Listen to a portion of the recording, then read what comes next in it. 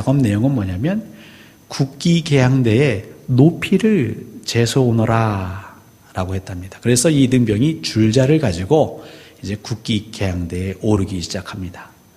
근데 이 국기계양대에 오르는 게 쉽지가 않죠.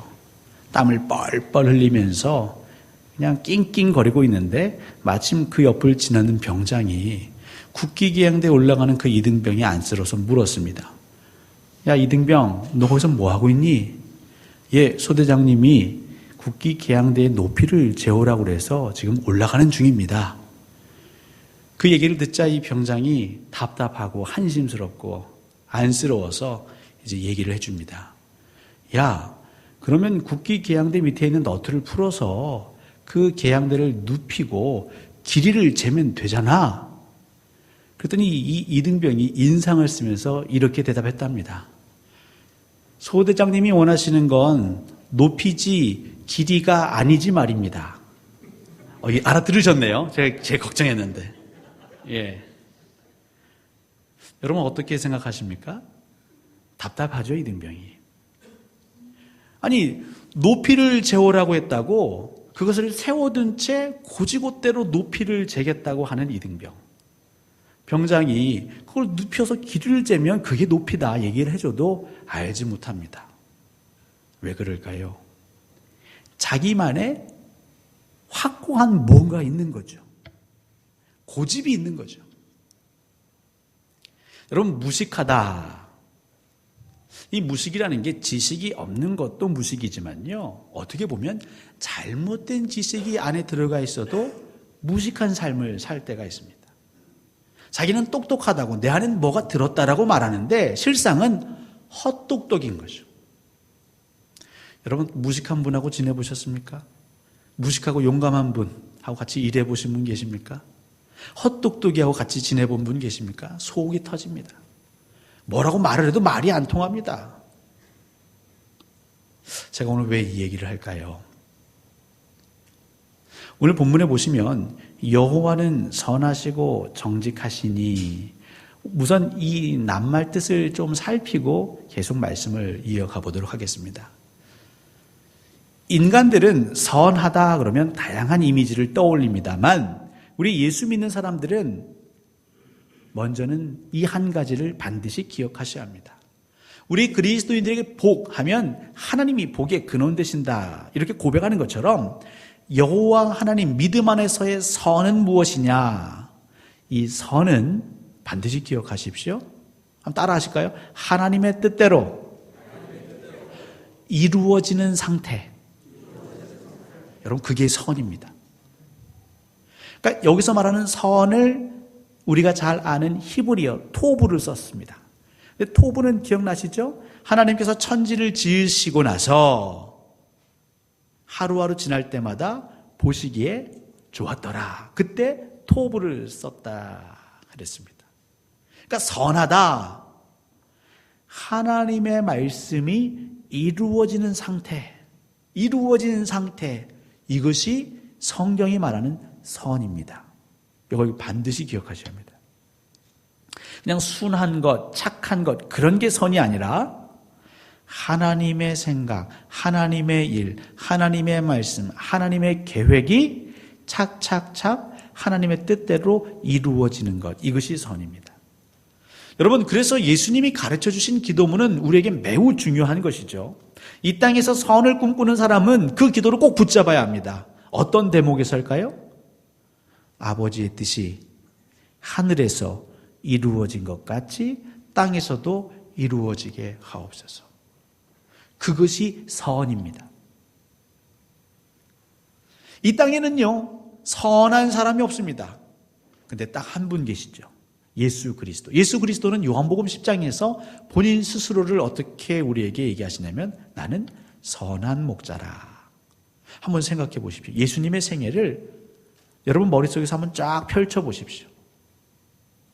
그분도 인간이기에 때로는 우울하기도 하고 슬프기도 하고 괴로워하기도 하고 또 굶주리기도 하셨지만 분명한 건 어느 한순간 하나님의 뜻을 외면한 적이 없으십니다.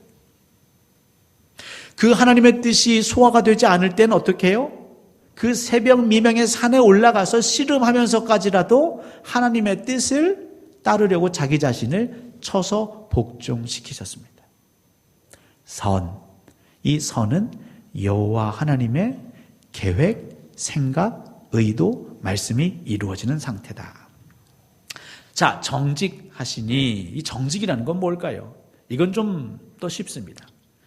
정직, 곧은, 올바른 이라는 의미를 담고 있습니다. 곧다, 구부러지지 않았다, 왜곡되어 있지 않다, 곡해되어 있지 않다, 있는 그대로 보여지다, 감추지 않은 상태를 정직이라고 하겠습니다. 여호와 하나님은 한 번도 하나님의 마음을 우리에게 숨기시거나 가리시거나 왜곡시키신 적이 없습니다. 반면에 우리 사람들은요, 항상 내 마음을 있는 그대로 보여주기를 꺼려하죠. 한국말이 어려운 이유는, 한국 사람들과 사귐을 갖는 게 어려운 이유는 속을 모르겠다는 겁니다. 분명 먹기 싫다고 해서 안 줬는데 속으로는 그래도 2번, 3번은 물어야지. 제가 그것 때문에 난처할 때가 많았거든요. 제가 대학 시절에 제가 좋아하는 형이 있었습니다. 제가 존경하는 형이고 따르는 형이에요. 그때 당시 학교가 숭실대 상도동이었기 때문에 집은 부천이고 가려면 노량진역까지 버스를 타고 거기서 전철을 타고 가야 됩니다. 같이 동아리 선교단체 서클을 했기 때문에 이제 저녁 예배를 마치면 다 피곤하죠. 오후까지는 강의를 듣고 저녁에는 예배를 같이 하고 예배를 드리고 집에 가야 되니까요. 그래서 제가 자리가 있길래 잽싸니까요. 지금은 좀 제가 굼떠 보이지만 굉장히 잽쌌습니다. 그냥 얼른 가서 앉았죠. 그랬더니 형이 천천히 오더니 제 앞에 이렇게 서는 겁니다. 그래서 제가 형 앉을래요? 괜찮아. 알았어요. 지금도 만나면 넌 그래도 3번은 물어야지. 사람 속을 특히 한국 사람들은 있는 그대로 얘기하지 않습니다. 어렵습니다. 근데 하나님께서는 워낙 선하시고 정직하셔서 여기서 죄인이 나오죠. 죄인은 그러면 어떤 게 죄인일까요? 선하지 않은 자, 정직하지 않은 자가 죄인인 겁니다. 하나님의 뜻이 이루어지는 것을 받아들이지 않고, 그러니까 우리 성경적으로 얘기하면 하나님의 일을 생각하지 않고 무슨 일을 생각하는 사람? 사람의 일을 생각하는 사람이 죄인인 거죠. 또한 정직하지 않은 자, 숨기는 자, 가리는 자, 왜곡시키는 자, 변질시키는 자, 이게 죄인이죠. 그럼 이 죄인들을 어떻게 하신다고요? 교훈하신다, 가르치신다. 근데 이 가르치신다는 의미에는 던지다, 내던지다라는 의미가 있습니다. 무슨 생각이 나십니까? 이스라엘 백성들, 애굽 땅에서 400년 동안 그 우상 문화 속에서 지내다 보니까 그들 안에서 선함을, 하나님의 일하심에 대한 기대가 사라졌습니다. 어떻게 하죠? 던지셨어요. 어디로 던지셨습니까? 광야로 던지셨죠. 광야로 내던지십니다. 때로는 그들이 스스로 깨닫게 하시려고 그들을 광야로 던지시기도 하고요. 때로는 하나님의 사람들을 풀무불에 던지셔서 그 주변에 완악한 자들을 깨닫고 가르치실 때도 있습니다. 이게 우리가 고백한 시편 25편 8절 말씀입니다. 제가 우리 성도님들과 이 1월 둘째 주 왜 선하고 정직하라는 말씀으로 하나님 말씀을 나누려고 하는가 하냐면, 지난 주간에 제가 월요일부터 목요일까지 이제 기도 주간을 떠나게 됐습니다. 솔직히 말씀드리면 그때도 고민이 있었습니다. 기도해야지. 근데 한편에는 기도 주간 떠나면 내가 기도하러 갔는지 아니면 놀러 갔는지 우리 성도들이 알까? 이게 솔직함입니다. 흉 보셔도 괜찮습니다. 그게 접니다. 순간 그런 마음이 들었습니다. 그럼 놀러 갈까? 근데 그렇게 하지 못했던 건 뭐냐면 제 안에 무거움이 있었습니다. 제가 좋아하는 드라마가 뭐라고요? 예, 황금빛 레이즈. 거기에 지난주인가요? 그 부회장이 나와요. 최재성 부회장이라는 사람이 나오는데 그 사람이 갑자기 정신과 의사를 만납니다. 그러더니 그동안 쌓아왔던 걸 터놓으면서 울먹이죠. 저는 그게 뭔지 조금 알 것 같더라고요. 안정적인 호화로운 삶을 누리지만 동시에 내 의견, 내 의사, 내 자유는 희생당하는, 이러지도 저러지도 못하는 그런 삶을 정말 십수년, 수십 년 살다 보니까 이 안에 쌓이고 응어리진 게 있는 그 최재성 부회장. 기도 주간, 기도하러 올라가면서 사실 제 안에 그런 마음이 있었습니다. 정체는 모르겠는데 왠지 모를 이 무거움, 나를 짓누르고 있는 것에서 좀 벗어나고 싶다라는 생각이 있었습니다. 기억나십니까? 2016년 10월 2일. 예, 제가 부임하던 날. 저만 기억하는 날이죠. 여러분, 그때 제 얼굴 기억나세요? 생그럽고, 예. 뭐 어떻게 표현할 수 없을 정도로, 그죠? 보기만 해도 기분이 좋으셨잖아요. 그런데, 저도 모르는 사이에 1년여밖에 지나지 않았는데, 저도 좀 웃으려고 하고, 행복해 하려고 하고, 은혜 있는 척 하려고 하는데, 왜 안 될까? 뭐에 내가 이렇게 눌려 있는 걸까? 하나님, 이걸 좀 벗어버리고 싶습니다. 그렇게 솔직하게 기도하기 시작했습니다. 근데 제가 딱 처음 만나는 단어가 무엇이었냐면 빛이었습니다. 라이트, 이 빛으로의 사귐, 그 빛 말고요. 빛, 채무. 이해되세요? 사실 제가 광주동산교회에 이제 청빙 과정 가운데에 장로님들과 얘기 나누면서 장로님들께서 처음 우리 교회에 빛이 있습니다 라고 할 때 저도 인간인지라 순간은 겁을 먹었죠. 근데 그것을 제가 감사함으로 짊어질 수 있었던 건 그 순간 하나님이 어떤 마음을 주셨냐면 네가 그 빚을 갚는 것이 아니라 내가 일해야만 갚을 수 있다라는 감동이 있었습니다. 그리고 그 순간은 그런 은혜가 있었고 그 믿음이 있었기에 아멘 함으로 이 청빙 절차를 계속 밟아올 수 있었고 기쁨으로 부임할 수 있었습니다. 근데 저도 인간인지라 자꾸 제 자신을 교회하고 동일시하는 거죠. 거긴 제 안에 욕심이 있었습니다. 어떤 욕심이었을까요? 소문나고 싶은 거죠. 야, 그 교회 힘든 교회, 빚도 많은 교회, 어쨌든 젊은 목사 가서 열심히 하더니 그 빚 갚았구나라는 처음에는 그런 인정, 칭찬, 그런 소문이 듣고 싶었나 봅니다. 그러다 보니까 조금씩 교회의 상황과 제 상황이 분별이 안 되는 거죠. 교회가 잘 되는 것이 내가 잘 되는 것이고 교회가 안 되는 건 바로 제 자신이 실패하는 것. 그렇게 저도 모르게 오염이 돼가는 거죠. 그 다음부터는요, 제가 여러분들을 보는데 우리 성도님들의 내면 하나하나를 유심히 보는 게 아니라 플러스 마이너스로 보이기 시작했어요. 주차장에 차가 많이 들어찬다는 얘기를 들으면 괜히 흐뭇하고, 성도님들이 2층에 밥 먹으려고 줄을 서신다고 그러면 불편하시겠지만 저는 흐뭇하고, 그럼 반대로는 초조해지고 조바심이 생기고. 오늘 말씀을 아침에도 나눴지만 내가 이렇게 하면 거기에 대한 인정과 더불어서 보상을 요구하고자 하는 그 마음이 이 안에 가득 차고 찼던 것이죠. 근데 이것이 단순히 담임 목회뿐만 아니라 신대원 들어와서 하나님, 제 인생을 정말 하나님의 나라와 영광을 위해 드리겠습니다. 저는 세상 사람들이 요구하는 그 부귀와 명예 전 관심 없습니다. 하나님의 나라가 이 땅 가운데 온전해지는 거 그거 하나면 충분합니다라고 신대원에 들어갔는데, 그리고 목사 안수도 받았는데 사실 알고 봤더니요, 제 안에 비겁함이 있었던 거죠. 물론 위안하고 합리합니다. 그때 당시 장신대 들어가는 게 경쟁률이 셌습니다. 그러면서도 저는 사실은 일반 대학 경제학과를 나왔음에도 불구하고 취업하다가 안 되면 어떡하지? 또 직장 다니다가 잘리면 어떡하지? 그런 비겁한 마음이 있었던 것 같습니다. 그래서 목사를 하면서 안정된 삶도 누리고 더불어서 사람들로부터 명성도 얻고 그 마음이 저도 모르는 사이에 자라고 있었던 거죠. 기도하는데 그 마음을 보게 하셨습니다.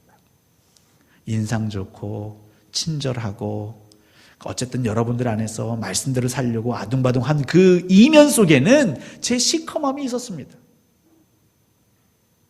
여러분, 이렇게 괴리가 생기면 증상이 나타납니다.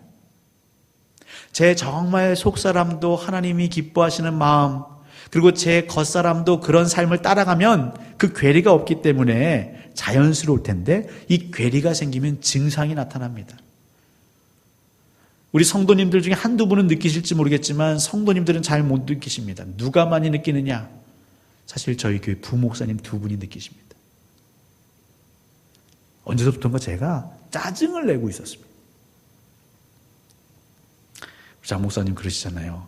제가 여기 교회 와서 1년 됐는데 이 가운데 머리가 많이 빠지셨다고. 저 때문에. 예. 나이도 별로 안 많은 게 맨날 담임 목사라고 막. 그러니까 제가 기도 주간 올라가면서 저도 싫었습니다. 왜냐하면 저 역시 부교육자 생활을 했기 때문에 담임 목회를 하면 저희 주부에 가고 싶은 교회라고 이름을 별칭을 달아놨지 않습니까? 사실 거기 앞에 괄호가 생략되어 있습니다.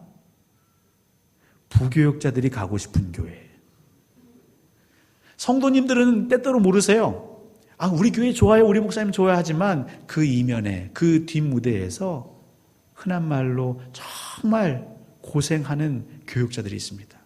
겉으로는 웃어야죠. 하지만 속은 썩어 문드러져 가는. 그러니까 저도 그 생활을 했었기 때문에 아, 우리 부교육자들이 가고 싶은 교회를 만들어야 되는데 제 이상은 거기 있습니다. 근데 사실은 실제는 어디 있습니까? 제 안의 욕망, 그 해소되지 못함, 그 갈등, 그럼으로 인해 생기는 나의 짜증, 그거를 우리 목사님들에게 알게 모르게 자꾸 쏟아붓고 있었던 거죠. 그러니까 이걸 아는 순간 저는 비참하죠. 말한 것과 제 중심은 너무 다르니까요. 사실 이걸 부인하려고 했습니다. 안 보려고 했습니다. 그런데 이 3박 4일 동안 계속 그것이 해소되지 않으면 이 부분을 솔직히 꺼내놓고 하나님 앞에서 씨름하지 않으면 하루를 목회하든 10년을 목회하든 내 안에 기쁨이 없겠다라는 마음이 들었습니다. 사랑하는 성도님들, 우리가 정말 하나님을 하나님으로 믿는다면, 그리고 내가 죄인이고 어그러진 게 있고 부족함이 있다라는 걸 우리가 인정한다면 어떻게 해야 할까요? 저희 어머니가 2012년도에 발병하셨습니다. 혈액암 진단을 받으셨죠.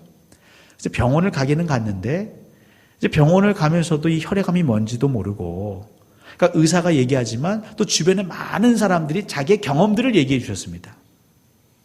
혈액암에는 이게 좋대요, 저게 좋대요. 그러니까 저희 아버지도 그 아내를 사랑하는 마음에, 빨리 회복시키고 싶은 마음에 병원에서는 병원 진료대로 하지만 뭐 어떤 버섯 끓인 물이 좋다 그러면 그 물 먹이고, 처음에는 그렇게 했죠. 근데 시간이 흘러가면서 그것이 좋지 못하다라는 것을 저희 가족이 깨달아 갑니다. 그리고 정말 의사가 권위자라고 생각한다면 좀 불안하지만 그 병이 바로바로 병세가 호전되진 않지만 그래도 의사를 믿고 따라가 보자. 많은 분들이 얘기해도 그냥 병원에서 처방한 대로 지내왔고, 어쨌든 저희 어머니는 2018년에도 살아계십니다. 사랑하는 성도 여러분, 우리 믿는 사람은 저희 어머니가 병에 걸리시기 전 상태로 살도 토실토실하시고 이렇게 기운이 넘치시는 대로만 가야 하나님이 역사하신 걸까요? 저는 그런 줄 알았습니다. 근데 성경을 딱 펼쳐보면요, 하나님이 초장부터 우리에게 말씀하십니다. 여러분, 에덴 동산에서의 아담과 하와 한번 생각해 보시죠. 사실 그들에게는 부족함이 없습니다. 그들에게는요, 지금 우리가 느끼는 근심, 걱정, 두려움, 염려 하나도 없습니다. 먹을 것도 풍족했고요. 그런데 문제는 그 안에 감사가 없었죠. 결국 그들도 쓰러지고 넘어졌죠. 우리는 얘기합니다. 이 문제가 해결되면 나는 괜찮아질 거야. 빚의 문제가 해결되면 나는 행복하게 목회할 것 같아. 그건 우리 스스로를 속이는 겁니다. 지금 이 있는 자리에서 믿음으로 살지 못하고 하나님과 교제하지 못하면요, 수년 내로 우리 교회 빚을 갚을 건데, 이럴 때 좀 아멘 하셔야죠. 근데 빚을 갚는다 할지라도 교회 성도가 많아지고 교세가 커진다고 제가 참 목회자로 서지는 못하는 거죠. 지금 이 순간 here and now 여기에서 나를 보내신 그 하나님, 그 하나님의 일하심을 믿는 것, 여러분 그것이 선입니다. 나를 이곳에 내던지신 그 하나님을 신뢰하는 것, 여러분 그것이 선입니다. 여기 왔더니 이것도 안 되고 저것도 안 되고 문제투성이네요. 이게 해결되면 저는 행복할 것 같아요. 감사할 것 같아요. 신나게 사역할 수 있을 것 같아요. 죄송하지만 그것은 정직하지 않은 왜곡됨입니다. 완전하신 하나님, 실수가 없으신 하나님이 왜 예수 믿는 것에 평생을 다 바친 여러분들을 그때그때 상황 가운데 내놓으실까요? 던지실까요? 그 하나님의 계획을 여러분 받아들이십시오.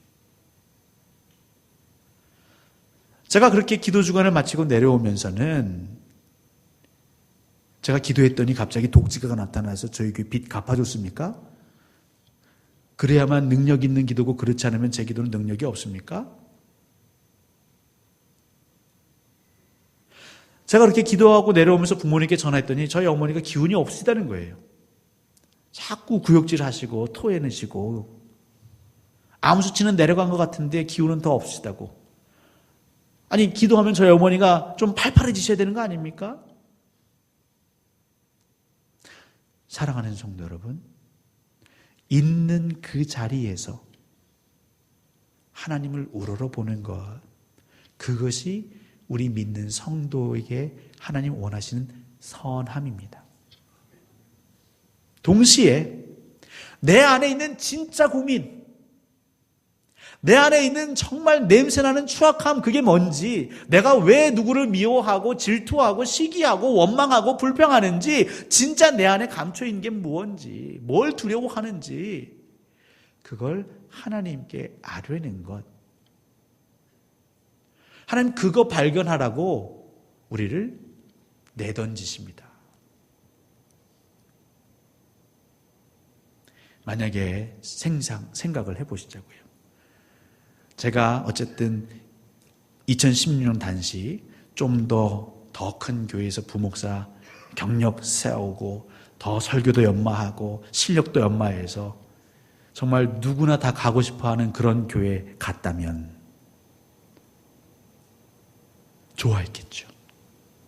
하지만 동시에 제 안에 여전히 해결되지 않은 그 쓴뿌리, 인정받고 싶은 욕구, 목회자로 성공하고 싶은 욕구, 그것이 얼마나 하나님 보시기에 악한 것인지를 모른 채, 그동안 내가 기도했더니 하나님이 나를 좋은 길로 인도하시는구나, 성공적인 목회자의 길로 접어들게 하셨구나, 하나님이 일하셨구나, 우리는 그렇게 포장하지 않겠습니까?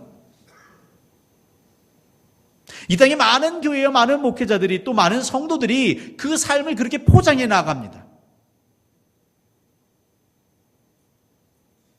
문제는 그렇게 10년, 20년, 30년 목회하는 거, 또 우리가 신앙생활에 나가는데 우리는 불쑥불쑥 오늘 사무엘상 30장이 그 악한 자와 불량배들처럼 순간순간 그 아름다운 동행, 하나님의 선하심을 가로막는 역할들을 하지요. 베드로처럼 그럴 수 없습니다. 예수님은 십자가에 못 박히시면 안 됩니다라고 얘기할 때가 얼마나 많습니까?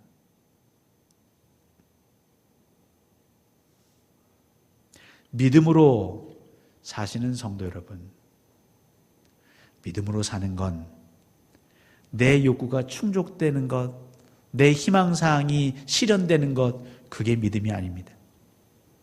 아름다운 삶이란 가시밭길을 다 걸어간 뒤에 하나님이 인정하시기를 보시기에 아름답다, 보시기에 참 좋더라 하시는 게 아름다운 동행이지, 우리가 꿈꾸는 대로 모든 환경증이 만들어지는 것, 그건 우리 인간의 생각이지요. 인간의 생각으로 걸어다가 보면 죄인은 더 완악해집니다. 교만해집니다. 성경은 말합니다. 교만은 넘어짐의 앞잡이라 말씀하셨습니다. 오만한 마음으로 인해 내가 누군가를 넘어뜨리게 하는 장애물이 될 수도 있는 것입니다. 최근에 우리는 많이 보고 있습니다. 성장한 교회들이, 유명한 목사님들이 얼마나 많은 숱한 영혼들, 믿음 약한 영혼들을 넘어뜨리게 하는지 우리는 지금 보고 있습니다. 그들을 향해서는 손가락질하면서 왜 저와 여러분은 솔직하지 못할까요? 성도 여러분, 신앙은 씨름입니다. 끝나지 않는 씨름. 우리 하나님께서 휘슬을 부시고 그만할 때까지 우리는 이 씨름을 계속해야 하는 것이죠. 선하신 하나님을 믿으시기 바랍니다. 하나님께서는 하나님의 방식으로 그 뜻을 이루어 가신다 약속하셨습니다. 저보고 믿으라는 거죠. 근데 저는 그동안 하나님의 뜻을 믿는 게 아니라 눈에 보여지는, 오늘은 교인이 누가 왔구나, 안 보이는 얼굴이, 새로운 얼굴이 있구나, 저도 모르게 자꾸 눈에 보이는 것에 기대고 있었습니다. 그 순간은 좋지만 뒤돌아서면 공허하고 두렵고 낙심되고. 하지만 우리 성도들이 잠시 눈을 감고 나를 부르시고 이곳에 내던지신 그 하나님을 우러러보면 그때 비로소 우리에게는 참 평안이 임하는 거죠. 하나님, 이 길이 가시밭길이요 좁은 길인 것 알겠습니다. 그래도 제가 여기에 머무는 것, 이것을 통하여 하나님 기쁘시고 하나님께 영광 올릴 수 있다면 이것으로 족합니다. 하루하루를 견디시고 하루하루 그 자리를 벗어나지 않고 그 자리를 지키시는 것, 사랑하는 성도 여러분, 이것이 성도들의 사명인 것입니다. 그리고 하나님께서 보호하시고 하나님께서 우리를 치던 적들을 물리치시며 하나님의 영광을 드러내실 줄 믿습니다. 이걸 하시려면요, 좀 시간이 필요합니다. 바쁘게 살면 안 됩니다. 여러분만의 경건의 시간을 꼭 만드십시오. 그냥 5분, 10분이 아닙니다. 저는 3박 4일 하니까 한 3, 4일쯤 되니까 제 자신의 솔직함이 드러나기 시작하더라고요. 여러분, 여러분의 영혼을 위해 시간을 내시기 바랍니다. 그래서 선하시고 정직하신 하나님을 꼭 만나시고 그 하나님을 닮아 이 땅에서 선하고 정직한 그리스도인으로 멋있게 살아가시기를 우리 주님의 이름으로 간절히 소원하고 축원합니다. 우리 잠시